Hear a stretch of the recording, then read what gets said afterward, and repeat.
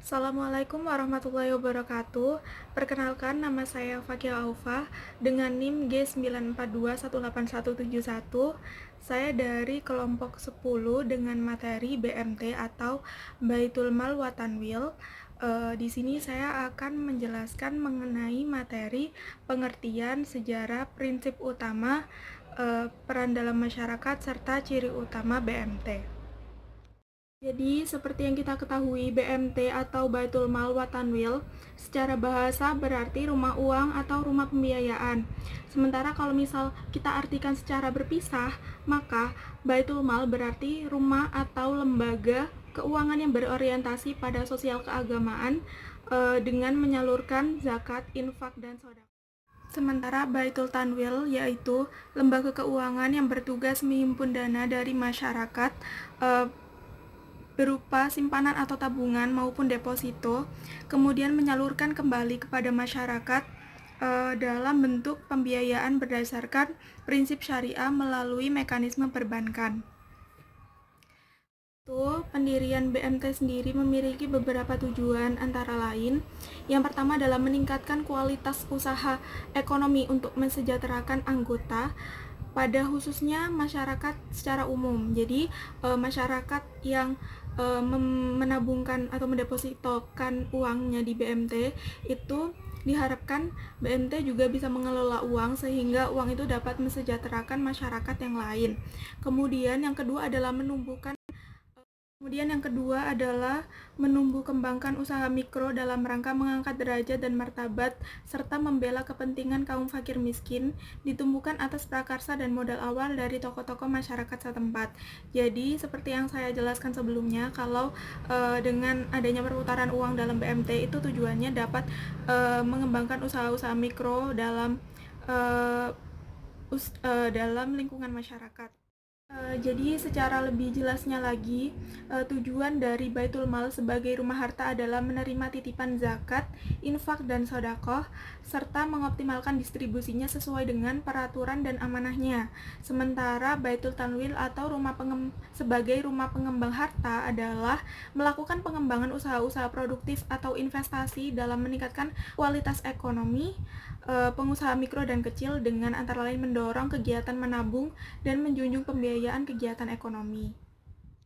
Tujuan dari BMT sendiri harapannya nggak cuma sebagai salah satu lembaga keuangan yang menyimpan atau memutar uang saja, tapi di sini mereka juga dapat sebagai lembaga penyalur zakat, infak, dan sedekah seperti LAS atau lembaga amil zakat.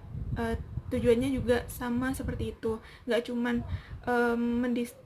meminjamkan uang aja, tapi mereka juga sebagai salah satu lembaga filantropi Islam. Selanjutnya adalah mengenai sejarah dari BMT. Jadi BMT sendiri sejarahnya itu dari awal didirikannya BMI atau Bank Muamalah Indonesia pada tahun 1992.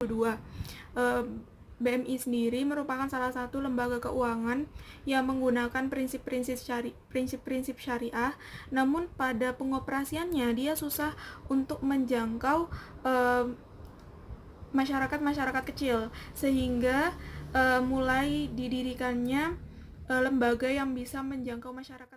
Nah, karena kurang bisa menjangkau masyarakat kecil tersebut, maka didirikanlah BPRS atau Bank Pembiayaan Rakyat Syariah dan BMT Baitul Mal wa Tanwil yang diharapkan bisa menjangkau masyarakat kecil sampai ke pelosok-pelosok daerah. Sementara sejak awal didirikannya BMT sampai sekarang, legalitas dari BMT itu belum ada, tapi dia itu tunduk pada aturan pengkoperasian, yaitu Undang-Undang Nomor 17 pada tahun 2012 tentang koperasi.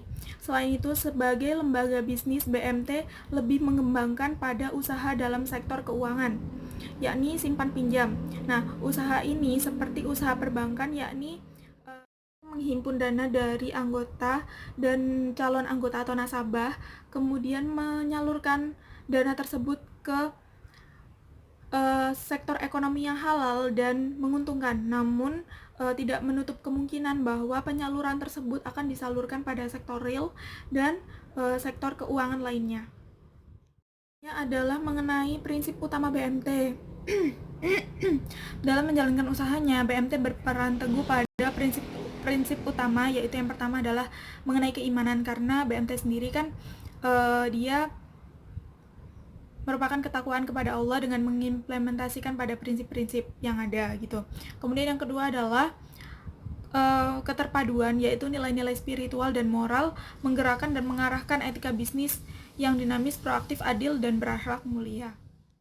Yang ketiga adalah prinsip kekeluargaan, yakni mengutamakan kepentingan bersama atas kepentingan pribadi. Jadi, semua pengelola pada setiap tingkatan pengurus dan sesama anggota itu membangun rasa kekeluargaan sehingga akan timbul rasa saling melindungi dan menanggung. Kemudian ada prinsip kebersamaan, yaitu kesatuan pola pikir, sikap, cita-cita antar semua elemen BMT. Ada prinsip kemandirian, yaitu mandiri atas semua golongan politik. Mandiri juga tidak tergantung pada dana-dana peminjaman dan bantuan-bantuan, tetapi senantiasa proaktif untuk menggalang dana masyarakat sebanyak-banyaknya. Kemudian ada profesionalisme, yakni semangat kerja yang tinggi dan dilandaskan pada dasar keimanan. Dan yang terakhir adalah istiqomah, yaitu konsisten, konsekuen, dan kontinuitas atau berkelanjutan, henti dan tanpa pernah putus asa. Adalah peran BMT di masyarakat. Yang pertama adalah menjauhkan masyarakat dari politik ekonomi non-syariah, aktif melakukan sosialisasi di tengah masyarakat tentang arti pentingnya sistem ekonomi Islam. Terus kemudian yang kedua adalah melepas ketergantungan pada rentenir, karena sampai sekarang masyarakat pun masih banyak yang tidak tahu mengenai bahaya mengenai rentenir, dan diharapkan dapat lepas dan beralih kepada BMT. Selanjutnya, ada melakukan pembinaan dan pendanaan usaha kecil. BMT harus bersikap aktif dalam menjalankan fungsi sebagai lembaga keuangan mikro, dan yang terakhir adalah menjaga keadilan ekonomi masyarakat. Yang mengenai ciri-ciri utama BMT, jadi ada beberapa ciri utama yang dimiliki oleh BMT, antara lain yang pertama adalah berorientasi pada bisnis, mencari laba bersama, meningkatkan pemanfaatan ekonomi paling banyak untuk anggota dan lingkungannya. Yang kedua adalah bukan lembaga sosial, tetapi dapat dimanfaatkan untuk mengefektifkan penggunaan zakat, infak, dan sedekah bagi kesejahteraan orang banyak. Jadi tidak hanya sebagai lembaga keuangan tapi juga lembaga filantropi. Yang ketiga adalah ditumbuhkan dari bawah berdasarkan peran serta masyarakat di sekitarnya. Kemudian yang terakhir adalah milik bersama masyarakat kecil dan bawah dari lingkungan BMT itu sendiri, bukan milik orang atau perseorangan atau orang lain di luar masyarakat tersebut. Yang kedua ada manajemen organisasi BMT. Nah, setelah BMT berdiri, maka perlu diperhatikan bahwa ada 4 hubungan struktur organisasi BMT yang paling sederhana, yaitu yang pertama terdiri dari badan pendiri, badan pengawas, anggota BMT, dan yang terakhir ada badan pengelola. Perlu diketahui bahwa badan pendiri adalah orang-orang yang mendirikan BMT, yang mana dia mempunyai hak yang seluas-luasnya dalam menentukan arah dan kebijakan BMT. Dalam kapasitas ini, badan pendiri adalah satu struktur dalam BMT yang berhak mengubah anggaran dasar dan bahkan membubarkan BMT tersebut. Lalu yang kedua ada badan pengawas. Badan pengawas itu badan yang berwenang dalam menetapkan kebijakan operasional BMT. Yang termaksud dalam kebijakan operasional adalah antara lain memilih badan anggota, menelaah dan memeriksa pembukuan BMT, dan memberikan saran kepada badan pengelola berkenaan dengan operasional BMT. Yang ketiga, anggota BMT, yaitu orang-orang yang secara resmi mendaftarkan diri sebagai anggota BMT dan dinyatakan diterima oleh badan pengelola.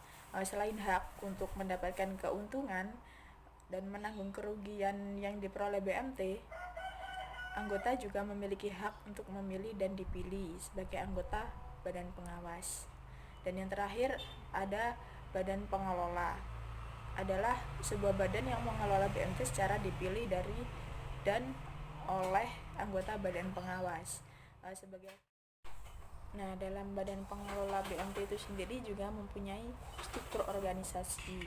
Yang pertama, yang paling atas yaitu ada direktur atau ketua. Nah, di bawah direktur atau ketua tadi memiliki beberapa staf. Yang pertama ada staf kasir atau pelayanan, dan yang kedua ada staf pembukuan, dan yang ketiga ada staf pembiayaan. Setelah itu ada manajemen operasional produk BMT. Dalam operasionalnya, BMT dapat menjalankan berbagai jenis kegiatan usaha, baik yang berhubungan dengan keuangan maupun dengan yang non-keuangan. Adapun diantaranya yaitu yang pertama, setelah mendapatkan modal awal berupa simpanan pokok khusus, simpanan pokok, dan simpanan wajib sebagai modal dasar BMT, maka selanjutnya BMT memobilisasi dana dengan mengembangkannya dalam aneka simpanan sukarela. Nah, aneka simpanan sukarela tersebut dengan berdasarkan akad mudharabah dari anggota berbentuk simpanan biasa, simpanan pendidikan, simpanan haji umroh, simpanan kurban, simpanan idul fitri, simpanan walimana, dan lain sebagainya. Lalu yang kedua ada penghimpunan dana bank syariah dapat berbentuk giro, deposito, dan tabungan. Prinsip operasional syariah yang diterapkan dalam penghimpunan dana masyarakat adalah prinsip wadiah dan mudharabah. Tetapi prinsip wadiah yang diterapkan adalah menggunakan prinsip wadiah yad domana yang diterapkan pada produk rekening giro. Secara umum wadiah adalah akad penitipan barang dari pihak yang mempunyai uang atau barang kepada pihak yang menerima titipan, dengan catatan kapanpun titipan diambil oleh pihak penerima titipan dan wajib menyerahkan kembali uang atau barang titipan tersebut, dan yang dititipi menjadi penjamin pengembalian barang titipan tersebut. Yang kedua, prinsip mudharabah. Mudharabah merupakan wahana utama bagi lembaga keuangan Islam untuk mengembangkan dana masyarakatnya dan untuk menyediakan berbagai fasilitas, antara lain fasilitas pembiayaan bagi para pengusaha. Dalam mengaplikasikan prinsip mudharabah, penyimpan bertindak sebagai sohibul mal atau pemilik modal, dan bank sebagai mudharib atau pengelolanya. Mudharabah juga disebut dengan istilah yaitu qirad. Dalam hal yang demikian, investor atau pemilik modal disebut muqarid. Setelah manajemen operasional produk BMT, lalu ada manajemen keuangan BMT. Baitul Mal wa Tamwil atau BMT merupakan lembaga keuangan mikro syariah. Sebagai lembaga keuangan, BMT tentu menjalankan fungsi menghimpun dan menyalurkan dana. Pada awalnya, dana BMT diharapkan diperoleh dari para pendiri berbentuk simpanan pokok khusus. Sebagai anggota biasa, para pendiri juga membayar simpanan pokok, simpanan wajib, dan jika ada kemudahan, maka simpanan sukarela juga. Adapun macam-macam simpanan, yaitu yang pertama simpanan pokok. Simpanan pokok merupakan modal awal disetorkan yang dimana besar simpanan pokok tersebut sama dan tidak boleh dibedakan antara anggota.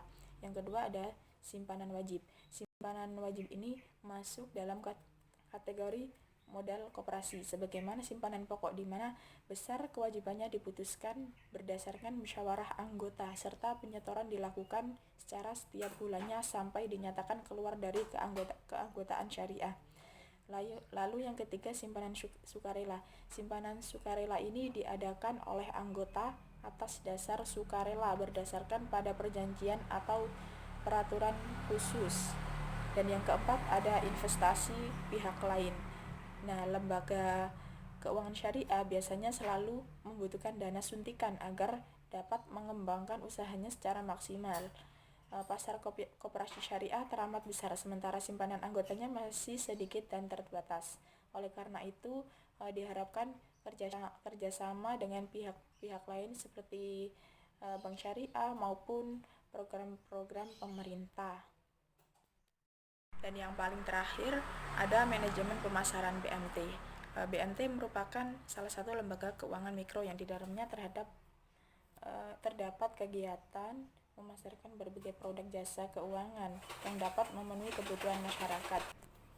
Nah, dalam memasarkan produk jasa tersebut, BMT memerlukan strategi pemasaran yang baik. Di antaranya, yang pertama ada penambahan inventaris kantor, lalu meningkatkan kualitas sumber daya manusianya, dan yang ketiga meningkatkan kegiatan promosi kepada masyarakat, lalu meningkatkan pelayanan kepada nasabah, serta meningkatkan kualitas keagamaan melalui kajian syariat Islam.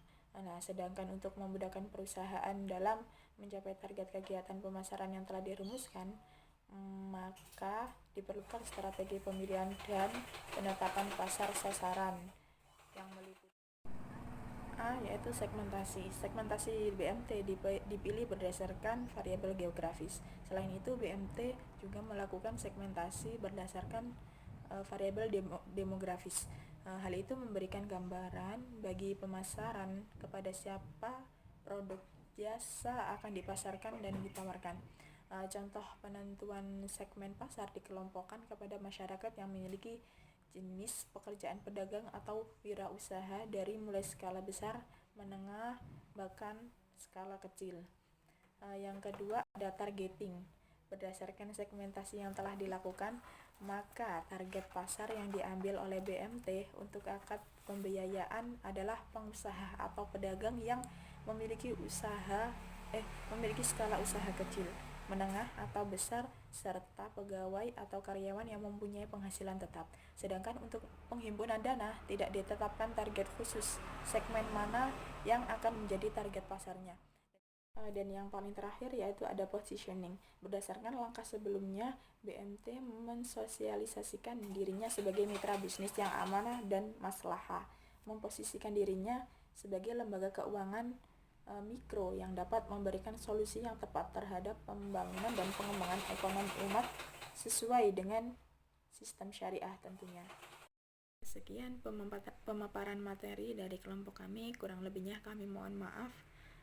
Assalamualaikum warahmatullahi wabarakatuh.